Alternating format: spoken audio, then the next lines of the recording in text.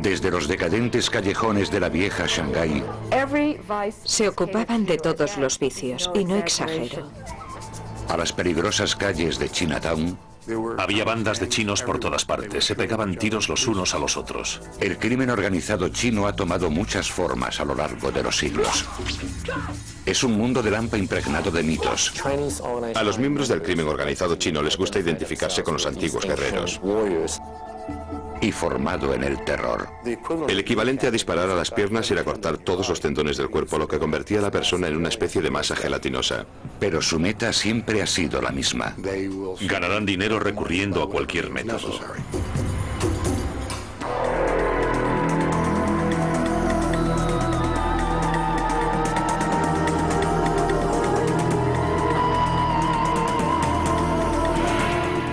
El crimen organizado. Episodio 4. La mafia china. 17 de diciembre de 1999. 12 hombres de la provincia china de Fujian se abren camino hacia una zona de carga y descarga próxima al puerto de Hong Kong. Los dirigen varios cabezas de serpiente, mercenarios criminales especializados en el contrabando de inmigrantes ilegales. Por un precio exorbitado, los cabezas de serpiente van a colar a los hombres en un barco que se dirige a los Estados Unidos, pero no como pasajeros, sino como carga. Amparándose en la oscuridad, los cabezas de serpiente meten a los hombres en lo que será su hogar durante las próximas 2 semanas. Un contenedor de carga de 3 por 12 metros. No creo que la gente que se mete en esos contenedores sea totalmente consciente de las circunstancias en las que van a viajar. Creo que están tan preocupados por llegar aquí que están dispuestos a correr cualquier tipo de riesgo. Después de unas horas, se termina de cargar y se cierran las puertas. El contenedor va cubierto por un toldo que permite que entre aire durante la travesía. Después podrán cortarlo, lo que permitirá salir a los hombres cuando lleguen a su destino, Seattle, Washington. Su única forma de contacto con el mundo exterior es un móvil, que deberán usar para contactar a su llegada con los cabezas de serpiente de Seattle. Sus únicas comodidades son unas pocas y vitales provisiones. Este contenedor en concreto tenía edredones, agua, alimentos, galletas de arroz y recipientes para eliminar excrementos. Al día siguiente, el contenedor, propiedad de una naviera con base en Tokio llamada NIK Limited, es introducido en la bodega de un barco llamado OOCL Faith. A los agentes de la compañía se les ha dicho que el contenedor lleva un cargamento de unidades de maquinaria textil. Sobre él se apilan 8 contenedores más. Atrapados en su interior, los hombres de la provincia de Fujian se preparan para un viaje de 14 días de duración y 6.000 millas, un descenso a los infiernos. Les daba mucho miedo morirse o pensar en lo que podría pasarles durante el viaje, pero ya se habían comprometido, no había vuelta atrás. El tráfico de carga humana es solo uno de los muchos negocios ilegales que han convertido a la mafia china en una fuerza a nivel mundial. La mejor forma de resumir el crimen organizado chino es decir que es un supermercado del delito. Están dispuestos a asesinar por dinero, secuestrar, extorsionar, prestar dinero, blanquearlo, cometer delitos de guante blanco, delitos informáticos, cualquier delito que les ayude a conseguir cualquier tipo de ganancia económica. Pero durante los últimos 20 años el negocio de introducir ilegales ha crecido más que otros. Cada año introducen en los Estados Unidos a miles de ilegales chinos, usando una amplia variedad de conductos facilitados por una red global de cabezas de serpiente. Es una empresa criminal muy amplia. Ocurre en todas las fronteras terrestres, puertos y aeropuertos internacionales de los Estados Unidos. La gran mayoría de los que intentan colarse en los Estados Unidos, como los 12 hombres del OOCL Faith, proceden de la provincia costera de Fujian. Durante siglos los que emigran de Fujian se han lanzado al mar en busca de una vida mejor.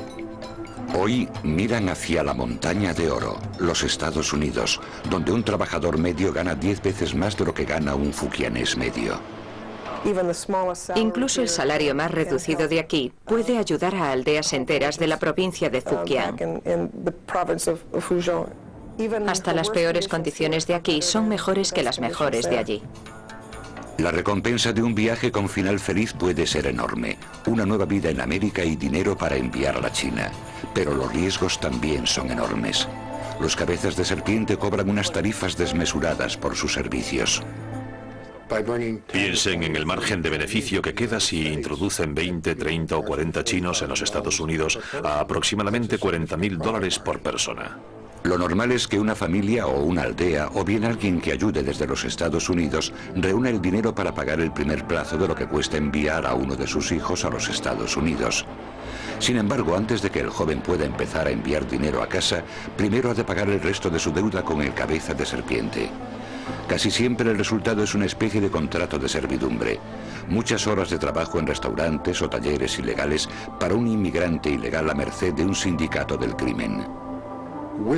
Junto con el contrabando de ilegales vienen la extorsión, el secuestro y graves delitos de violencia que incluyen la muerte. No se trata solo de meter a un ilegal en un barco y dejarlo en una playa. Es una actividad que lleva aparejados otros delitos. A pesar de los peligros, los hombres encerrados en el barco están dispuestos a someterse al terrible viaje a través del Pacífico. Sabían que ese era el riesgo que debían correr para conseguir lo que para ellos es lo más importante de su vida, llegar a los Estados Unidos. Pero tras 12 días en el mar, su plan empezó a fallar. El 29 de diciembre de 1999, la naviera NIK se enteró de que los contenedores que decían llevar unidades de maquinaria textil y que iban en un barco que había atracado cerca de Los Ángeles, en realidad llevaban ilegales chinos. La compañía se puso en contacto con el Departamento de Inmigración para informar de que había otros envíos similares. Había 3 contenedores más enviados por la misma compañía que habían declarado el mismo tipo de contenido. Uno de esos contenedores iba a bordo del OOCL Faith. 6:30 de la mañana del 2 de enero de 2000, el OOCL Faith atraca en Seattle. Los agentes de aduanas y del Servicio de Inmigración están esperando y preguntándose con qué se van a encontrar. Por fin, después de 2 horas, el contenedor es retirado del barco y depositado aparte. Utilizando máscaras para protegerse de las enfermedades de transmisión aérea, los agentes de aduanas fuerzan la cerradura con cuidado. Hay muchos factores desconocidos a tener en cuenta antes de abrir un contenedor. No sabremos si habrá gente necesitada de atención médica o si habrá gente armada. Cuando se abren las puertas, un olor a basura y a excrementos impregna el aire. Los traductores ordenan en mandarín a los hombres que salgan.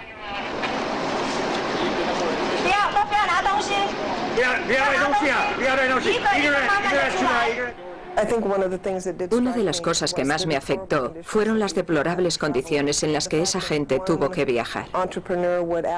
Me cuesta mucho aceptar el hecho de que alguien sea capaz de hacerle eso a otros seres humanos por dinero. Por suerte, los 12 hombres habían sobrevivido al viaje. Pero ahora se enfrentaban a un viaje de otro tipo. A 4 semanas y 6.000 millas de su casa, quedaron bajo la custodia del Departamento de Inmigración que los detuvo por polizones. Esa semana, el OOCL Faith fue uno de los 4 barcos que llegaron a Seattle con carga humana en sus bodegas. El Departamento de Inmigración arrestó a 3 cabezas de serpiente involucrados en la operación, 2 de los cuales fueron condenados a 2 años de cárcel. Pero aunque el Departamento de Inmigración haya acabado con una organización dedicada a la introducción de ilegales, el problema es que continuamente se forman nuevas redes. Yo suelo decir que el crimen organizado chino es como el virus de la gripe, porque mutan constantemente para formar grupos distintos y alianzas diferentes, por lo que resulta muy difícil investigarlos. Hoy, en todo el mundo operan cientos de esos grupos. Pero los orígenes del mundo del hampa chino se encuentran en un grupo concreto. Un sindicato del crimen secreto con un misterioso y mítico pasado, las Tríadas.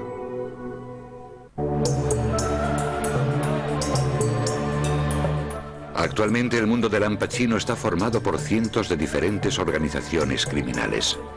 Pero sus raíces se encuentran en un solo grupo, una antigua hermandad llamada la Asociación del Cielo y la Tierra, más conocida como las Tríadas.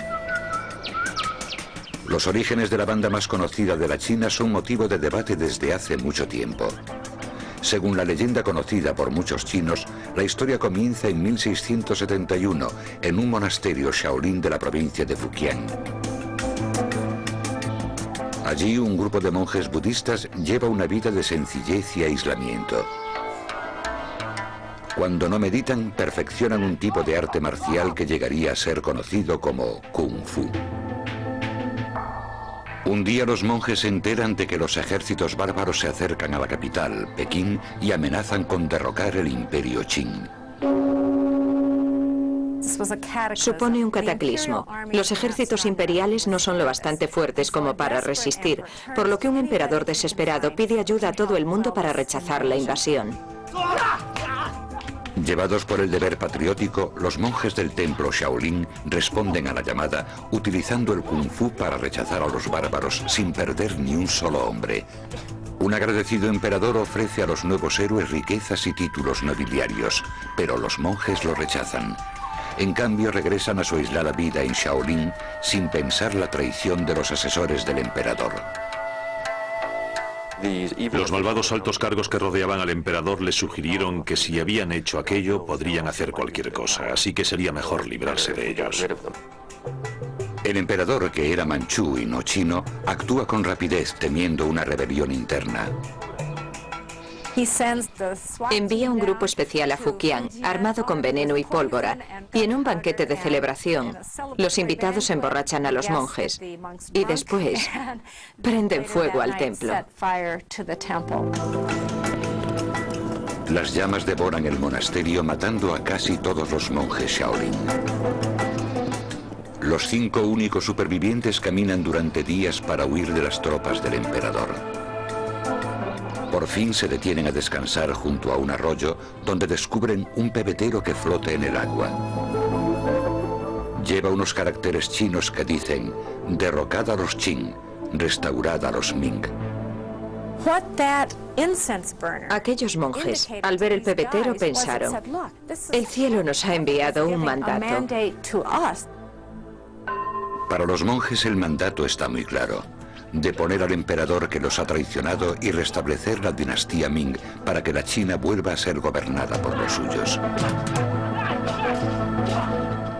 De este encargo patriótico surge una nueva hermandad que los 5 monjes se encargan de expandir por toda la China. Durante siglos, las distintas versiones de esta historia han dado forma a la mística de las Tríadas. Sin embargo, los historiadores dicen que la leyenda de los monjes Shaolin es solo eso, una leyenda. De hecho, afirman que no hay nada noble en el nacimiento de las Tríadas. A los miembros del crimen organizado chino les gusta identificarse con esos antiguos héroes y guerreros para darle un toque especial a sus actividades delictivas. Para mí no es más que puro cuento. Según los eruditos, la auténtica historia de las Tríadas comienza en la provincia de Fujian durante el siglo XVIII. Era una época de agitación económica y los jóvenes que vivían al margen de la sociedad se vieron obligados a marcharse en busca de trabajo. Pero en Fujian los caminos eran peligrosos porque estaban llenos de bandidos y ladrones. En el siglo XIX, Fujian es el salvaje oeste de la China. Cualquiera estaba expuesto a que en cualquier momento lo insultasen, abusaran de él, le robasen, se aprovecharan de él, lo estafasen o incluso lo matasen.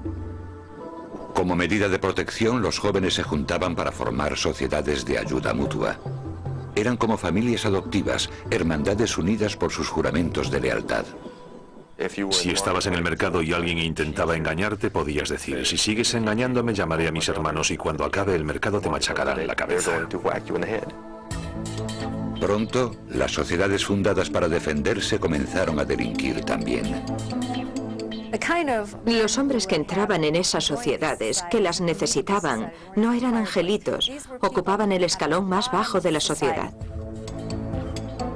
Se dice que aquí, en este templo, un grupo de monjes itinerantes formó una hermandad secreta en 1761. La llamaron la Asociación del Cielo y la Tierra, nombre inspirado en la imagen tradicional china del orden cósmico. El cielo encima, la tierra debajo y los seres humanos en el medio. Para representar esta relación, la Asociación del Cielo y la Tierra tomó como emblema un triángulo equilátero, símbolo que con el paso del tiempo dio lugar a su nombre occidental, las Tríadas.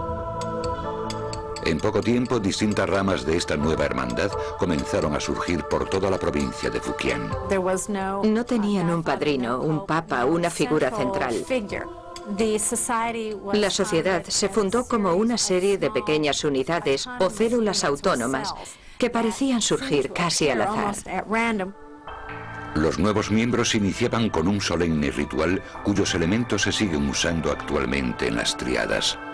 El ritual solía empezar cuando los iniciados pasaban por debajo de varias espadas alzadas, lo que simbolizaba la entrada a una nueva familia. Después se sacrificaba un animal al que se desangraba y cuya sangre se mezclaba con vino y cenizas de incienso. Los iniciados se pinchaban un dedo añadiendo su propia sangre a la mezcla. Al final, tras jurar que nunca traicionarían los secretos de la hermandad, bebían. Durante décadas la Asociación del Cielo y la Tierra consiguió escapar al control del gobierno. Pero en 1787 el emperador descubrió su existencia. Debido a su mitología mesiánica, la leyenda de los monjes Shaolin, la misteriosa sociedad podía representar un peligro para la dinastía en el poder. Y se lanzaron a una caza de brujas por toda la costa de Fujian, donde en algunos lugares fueron casa por casa en busca de los supuestos miembros de la Sociedad del Cielo y la Tierra. Pero la caza de brujas no salió bien. Cuanto más interés ponía un gobierno en acabar con ellos, más crecían y se expandían. Algunos miembros pasaron a la clandestinidad y se repartieron por toda la China, llevando con ellos los secretos de su criminal hermandad. Casi de repente, la fracasada persecución del gobierno convirtió a la Asociación del Cielo y la Tierra en la sociedad secreta más famosa y célebre de la China. Durante el siglo siguiente, las Tríadas se extenderían por todo el sudeste asiático y se establecerían en los barrios chinos de Norteamérica. Sus actividades ilícitas abarcaban cualquier campo: tráfico de drogas, prostitución, juego. Y como las Tríadas formaban el grupo que definía el crimen organizado chino, surgieron decenas de imitadores. Con el tiempo, uno de ellos controlaría el oro blanco del tráfico de opio de la China y con él la ciudad más decadente del mundo, Shanghái.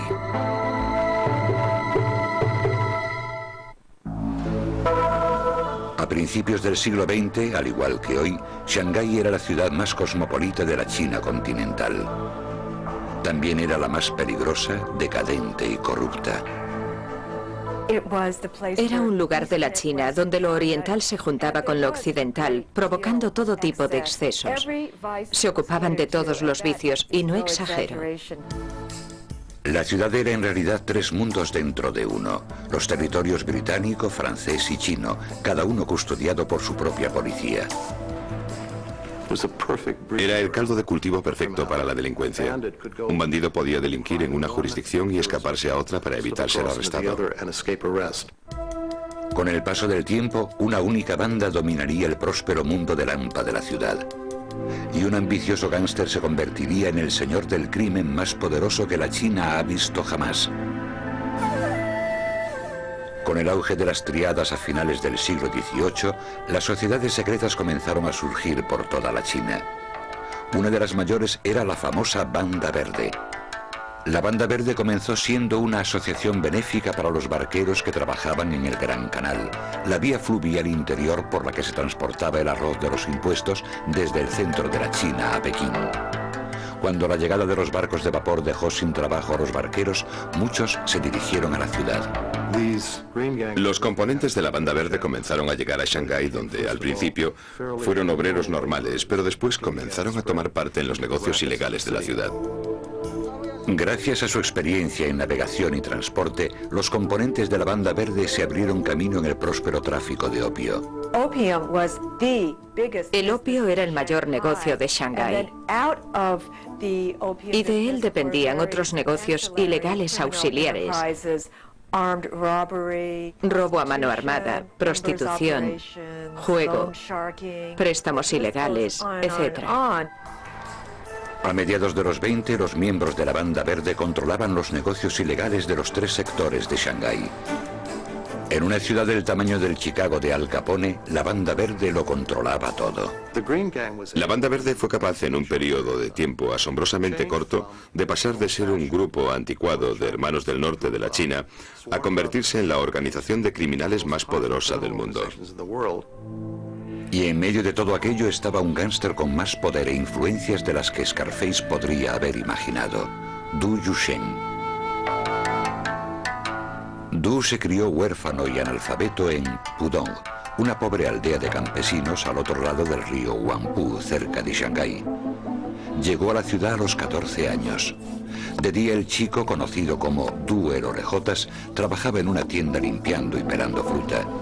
Por la noche se dejaba llevar por los vicios que ofrecía la ciudad, fumando opio y jugando. Era una persona inmoral y Shanghái era una ciudad inmoral. Alrededor de 1910, Du juró su entrada en la hermandad secreta del crimen de la Banda Verde. Poco después, el astuto y joven matón comenzó a trabajar para el poderoso jefe del sector francés de la ciudad, Wang Jinrong, o como le apodaban, Wang Picado de Viruela. Wang era uno de los gánsteres más temidos de Shanghái. Además, también era el jefe de la policía china del sector francés de la ciudad, también conocido como Concesión Francesa. Wang era valioso no solo porque pudiera proporcionar información a la policía francesa, sino porque podía manejar el mundo del AMPA de la Concesión Francesa. En la Concesión Francesa, los gánsteres no compraban a la policía, eran la policía. Du Yusheng buscó los favores del jefe del crimen y llegó a convertirse en la mano derecha de Wang. Pero solo estaba esperando su momento. En Shanghái, la lealtad no te lleva a lo más alto. En 1924, cuando su mentor cometió un fatídico error, Du vio la oportunidad de entrar en acción.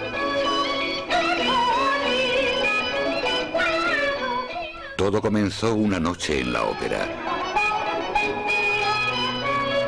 Wang Jinrong, el viejo padrino, era aficionado a la ópera. De hecho, era el propietario de un teatro de ópera que, en parte, había construido para agradar a una estrella de la ópera con la que estaba obsesionado. Iba 2 o 3 noches por semana a verla actuar. Esa noche, el hijo del jefe militar más importante de la región se encontraba entre el público. Cuando acabó la función, el joven y sus amigos comenzaron a silbar y a abuchear a la estrella preferida de Wang. Furioso por el insulto, Wang ordenó a sus guardaespaldas que le dieran una lección al arrogante príncipe. Se lo llevaron afuera y le dieron una paliza. Pero por una vez, Wang había ido demasiado lejos. En esa época los jefes militares eran los personajes más poderosos de la China. Controlaban el país desde 1911, cuando los rebeldes nacionalistas derrocaron al último emperador Qing, pero fracasaron a la hora de crear un gobierno nacional unificado. 2 noches más tarde, cuando el jefe militar secuestró a Wang y lo encerró, el gángster no pudo hacer nada. Para él fue una humillación terrible. Perdió toda su credibilidad. Wang Picado de Viruela, la persona más poderosa de la Concesión Francesa en la cárcel. Esto provocó el miedo entre la mayoría de los miembros de la organización criminal que él controlaba. El texto chino decía que parecían hormigas sobre una plancha de hierro caliente. ¿Qué hacemos ahora? Se han llevado a nuestro jefe. Sin embargo, Du Yusheng no se dejó llevar por el pánico. En cuanto vio su oportunidad, no la dejó pasar. Sabía que podía desplazar a Wang Jinrong. Primero, Du pagó al jefe militar para que liberase a Wang Jinrong. Naturalmente, después de eso ya nada fue igual. Wang Picado de Viruela tenía que mostrarse agradecido a Du Yusheng. A partir de aquel día, Du Yusheng fue el verdadero jefe de la Banda Verde. Fue un golpe de estado muy bien organizado, pero Du no se quedó ahí. También consiguió que el jefe militar aceptase proporcionar protección militar a los cargamentos de opio que llegaban a la ciudad. Así pudo hacerse con el control del negocio ilegal más lucrativo de Shanghái. Y pronto forjaría una alianza que le aseguraría dicho control durante muchos años. En 1923 las tropas del Partido Nacionalista se habían aliado con los rebeldes comunistas en una campaña para derrotar a los jefes militares y reunificar la China. La coalición se apoderó del norte, haciéndose con la región que rodeaba Shanghái. Pero la alianza nunca había sido demasiado sólida. El líder nacionalista, Chiang Kai-shek, no se fiaba de los comunistas y temía por su propio futuro si estos conseguían apoderarse de Shanghái. En 1927, Chiang se puso en contacto con la figura más poderosa del mundo del AMPA de la ciudad, Du Yusheng.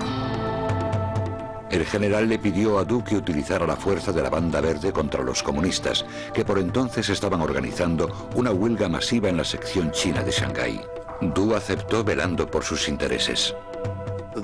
El futuro del monopolio del opio, que él más o menos tenía en Shanghái, se veía amenazado por la victoria comunista. El 12 de abril de 1927, a las 4 de la madrugada, en el centro de Shanghái, un penetrante silbido atraviesa el silencio del alba. A esa señal, miles de miembros de la Banda Verde acceden a la sección china de Shanghái, provocando un brutal ataque contra los huelguistas comunistas. Había comenzado la masacre conocida como el Terror Blanco. Los esbirros de Du sacaban a los hombres a la calle y los atravesaban con sus bayonetas o les disparaban. Un testigo dijo que las cabezas rodaban por las cunetas como si fueran ciruelas maduras. En cuestión de horas, los hombres de Du masacraron a casi 5.000 personas. El gángster le había entregado la ciudad a Chiang Kai-shek y ahora quería su recompensa. En abril de 1927, el jefe del mundo del crimen de Shanghái, Du Yusheng, organizó la salvaje matanza que sería conocida como Terror Blanco. Los componentes de la Banda Verde asesinaron a miles de comunistas, permitiendo que las fuerzas nacionalistas de Chiang Kai-shek se alzaran con el control de la ciudad. Como recompensa, a Du se le concedió el grado de general del ejército nacionalista. Y junto con el cargo llegó lo que el gángster deseaba más que cualquier otra cosa: la respetabilidad. Es el acontecimiento que lo sitúa en un pedestal, por encima de los demás. Y esto hace que empiece a considerarse un político y no solo un criminal. El inculto gángster decidió convertirse en un caballero de Shanghái. Contrató eruditos para que redactasen trabajos sobre su familia, aunque él no sabía leer. Entregó tanto dinero a obras benéficas que en 1931, en el Quién es quién de la China, aparecía como un generoso filántropo. Acabaría siendo directivo de 5 bancos y de una universidad, además de ocupar un alto cargo en la Cámara de Comercio. Y siguió formando parte de la vida social de Shanghái. Este hombre, que surgió del escalón más bajo de la sociedad, ahora es el líder social de Shanghái. Cuando entra en un club nocturno, todo el mundo dice: ahí está, es él. Pero detrás de la fachada de respetabilidad, Du conservó su alma de gángster. Se ha dicho que Du era el Horacio Alger chino. Eso es cierto, pero también era el Al Capone chino. Desde su base en el sector francés, Du mantuvo su puño de acero cerrado sobre el mundo del AMPA de Shanghái. Cualquiera que lo contrariara se arriesgaba a experimentar una truculenta forma de justicia. El equivalente a disparar a las piernas era cortar todos los tendones del cuerpo, lo que convertía a la persona en una especie de masa gelatinosa. Para Chiang Kai-shek, el miedo inspirado por Du y sus secuaces se convirtió en una herramienta muy útil para recaudar fondos. Necesitaban a la Banda Verde por su fuerza, ya que muchos de los ciudadanos más ricos de Shanghái vivían en secciones de la ciudad que no estaban bajo el control chino. ¿Quién podía entrar en la concesión francesa y secuestrar o matar a un banquero con impunidad? Los hombres de Du Yusheng. Du Yusheng se convirtió en el instrumento de terror que asustaba a la clase capitalista de Shanghái. La relación de Du con los nacionalistas también le sirvió a este para llenarse los bolsillos. Tras el Terror Blanco, el gángster se convirtió en el jefe del llamado Comité para la Supresión del Opio, la agencia encargada de todo el opio ilegal confiscado por las autoridades. Du ya tenía el monopolio del tráfico de opio de Shanghái y ahora, gracias a su puesto en el gobierno, también controlaba las enormes cantidades de droga de las que se incautaban los nacionalistas. Se trata de un negocio redondo. Sería como coger la cocaína almacenada en la sala de pruebas y que la propia policía la vendiese de nuevo en las calles. A principios de los 30, el poder de Du sobre el mundo del AMPA de Shanghái parecía inquebrantable. Se había convertido en el gángster más poderoso de la China y en uno de los hombres más influyentes de Shanghái.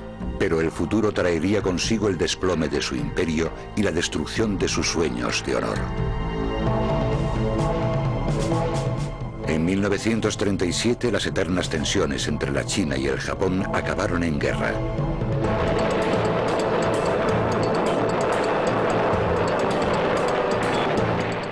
El 14 de agosto, los japoneses atacaron Shanghái. Los refugiados de la sección china de la ciudad huyeron a las zonas internacionales con la esperanza de eludir la amenaza japonesa. Viendo cómo cercaban su ciudad, Du Yuxian movilizó el mundo del AMPA. Los componentes de la Banda Verde lucharon en primera línea de fuego del ejército chino y formaron unidades de guerrilla para resistir la ocupación japonesa. Pero eso no bastó. Tras 3 meses de encarnizada lucha, Shanghái cayó.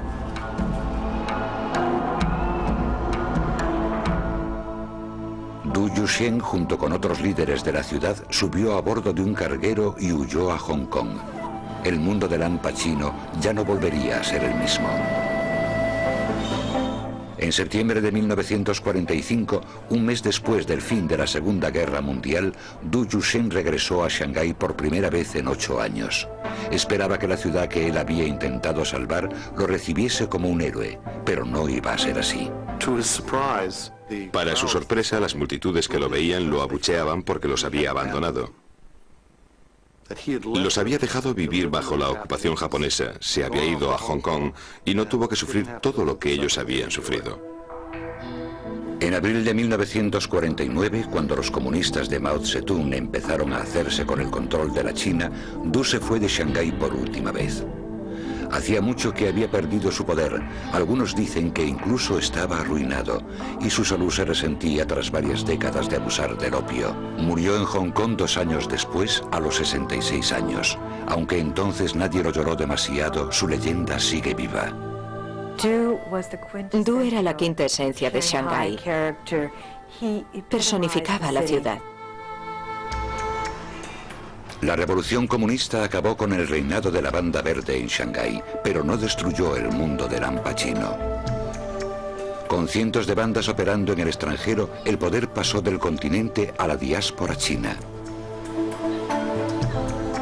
Con el paso del tiempo, una oleada de inmigrantes convertiría el barrio chino de Nueva York en un semillero para el crimen organizado chino. Y un joven y violento matón declara la guerra con el fin de controlarlo. Ciudad de Nueva York, 1977. En Mott Street, en pleno centro de Chinatown, se ha desatado la guerra. Había bandas de chinos por todas partes, se pegaban tiros los unos a los otros. En medio de todo se encuentra Nicky Louis, el joven y ambicioso líder de una banda. Es su barrio. Al igual que John Gotti se sentaba delante del Raven Night Club, pues este controlaba Mott Street. Con 1,73 de altura y 54 kilos de peso, Nick Louis no da la talla de una leyenda del AMPA. Pero su carisma lo convierte en una de las figuras más temidas de Chinatown, uno de los centros del crimen organizado chino en Norteamérica.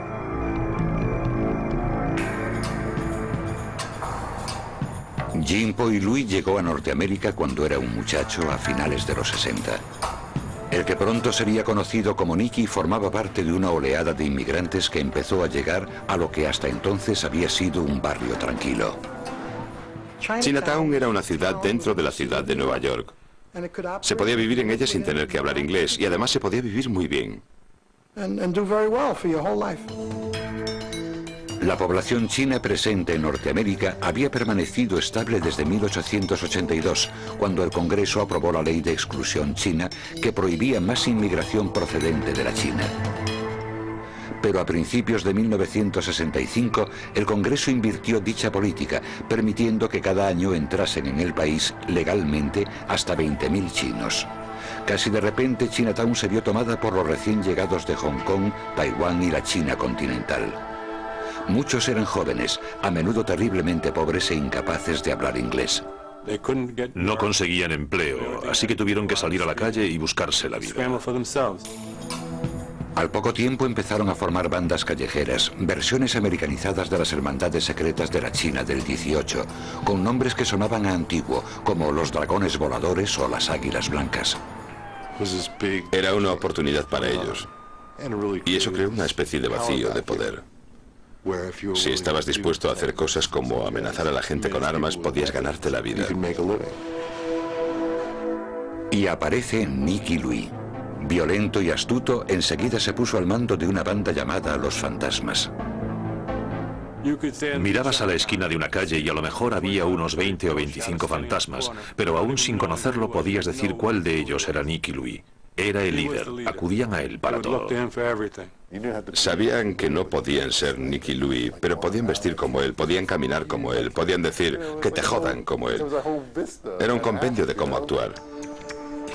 Bajo el liderazgo de Nick Louis, los fantasmas pasaron de realizar pequeños hurtos al robo a mano armada y la extorsión.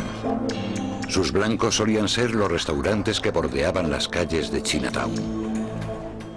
Se acercaban al dueño de un restaurante y le decían: este joven acaba de llegar de Hong Kong, ¿puedes emplearlo en tu restaurante? Y le daban un empleo de 100 o 150 dólares a la semana. El tipo aparecía una o dos veces y ya no volvía nunca más, pero seguía cobrando. Eso es extorsión. Pero el ambicioso Nicky Louis tenía mejores planes. Quería hacerse con el control de todo Chinatown. Para ello tenía que forjar una alianza con una de las organizaciones que llevaban mucho tiempo dirigiendo los negocios ilegales de Chinatown, los Tongs. Los Tongs fueron los primeros que se establecieron en la década de 1860 como asociaciones benéficas para proteger de la discriminación a los trabajadores inmigrantes chinos. Se convirtieron en el centro de la vida de la comunidad en la mayoría de los barrios chinos, una combinación de banco, club social y ayuntamiento, pero no se limitaron a ser benéficos durante mucho tiempo. Algunos de los Tongs degeneraron en organizaciones criminales que dirigían prostíbulos, casas de juego, fumaderos de opio. En Nueva York, los elementos criminales del Tong On Leong habían controlado los negocios ilegales de Mott Street, la calle principal de Chinatown, desde el cambio de siglo. Pero a principios de los 70, la violencia entre bandas comenzaba a afectar a sus operaciones, sobre todo a sus lucrativas casas de juego. Para ponerle fin a esto, el Tong reclutó a una de las bandas, las Águilas Blancas, para hacerles de matones. Los fantasmas se quedaron fuera, obligados a operar en la periferia del barrio chino, pero eso no detuvo a Nicky Louis. La noche del 3 de marzo de 1973, el grupo de Nicky vio a un miembro de las Águilas Blancas, Arthur Ha, solo, de pie en Mott Street. Clavándole un arma en las costillas, los fantasmas lo metieron en un coche y se lo llevaron a uno de los muelles de East River. Allí lo ataron, lo llevaron hasta el borde del agua y lo arrojaron a las rápidas aguas. Su cadáver se recuperó varias semanas después. El asesinato de Arthur Ha conmocionó el mundo del hampa de Chinatown. Demostraba que los águilas eran vulnerables, en lo que supuestamente era su zona geográfica segura. Poco después, el Tong On Leong contrató a los fantasmas como fuerza bruta. El control de Nicky Louis sobre Mott Street ya era completo, pero el éxito lo convirtió en un blanco. Le dispararon tantas veces que se decía que cuando se giraba para esquivar las balas por la noche, se oía el ruido metálico que hacían al chocar. Su habilidad para sobrevivir se convirtió en parte de su misterio y su dureza empezó a formar parte de un mito. Una de esas anécdotas legendarias ocurrió entre Nicky y un policía de Nueva York mientras el gángster yacía en el suelo sangrando tras haber recibido un disparo en el pecho. El detective le preguntó directamente: ¿quién te ha disparado? Y Nicky le dijo: ¿quién eres? Él contestó: soy del departamento de policía de Nueva York. Y Nicky le dice: que te jodan. Era un chico muy duro. Pero Nicky Louis no debía cuidarse solo de las bandas rivales. Después de que los fantasmas se apoderasen de Chinatown, no estaban contentos dentro de su propio grupo, porque algunos ganaban más que otros, así que había problemas dentro del propio grupo. La noche del 28 de agosto de 1978, Nicky se dedicaba a uno de sus pasatiempos preferidos, jugar al mahjong en el sótano de una barbería de Mott Street. No tuvo tiempo para reaccionar cuando un fantasma llamado Robert Shu, alias Patata, sacó una pistola y le pegó un tiro en la cabeza. Milagrosamente la bala no penetró en el cráneo. Nicky pega un salto y se pone a correr por entre los sillones de la barbería. Y esto es lo que él me contó. Oye el clic que hizo la pistola, lo que significa que o está vacía o se ha encasquillado. Pasa corriendo al lado del tipo y huye. Corre hacia Canal Street, hacia Elizabeth Street. Entra en la comisaría y dice, me han disparado. Él ya no sabía quién podía querer matarle, ¿no es cierto? 2 días después, Nicky Louis se despertó en el hospital rodeado de policías. Aceptó cooperar con las autoridades y testificar en contra del que iba a ser su asesino. Pero al hacerlo, tuvo que contar su propio historial delictivo, incluidos varios crímenes. Su testimonio se volvería contra él en 1985, cuando los fiscales lo utilizaron para acusar a Nicky Louis y a otros 24 fantasmas de participar en negocios ilegales. Se volvió contra él. Encerró al tipo que le había disparado, pero fueron sus propias palabras las que lo llevaron a declararse culpable a él también. En octubre de 1986, Nicky Louis fue condenado a 15 años de cárcel. Su caída y la desaparición de los fantasmas supuso el fin de una era en el mundo del Al Pacino. Ya no existe una definición clara de quién trabaja para quién y quién controla qué calles y qué negocios. Ahora es una especie de popurrí de asiáticos dispuestos a delinquir en una comunidad china.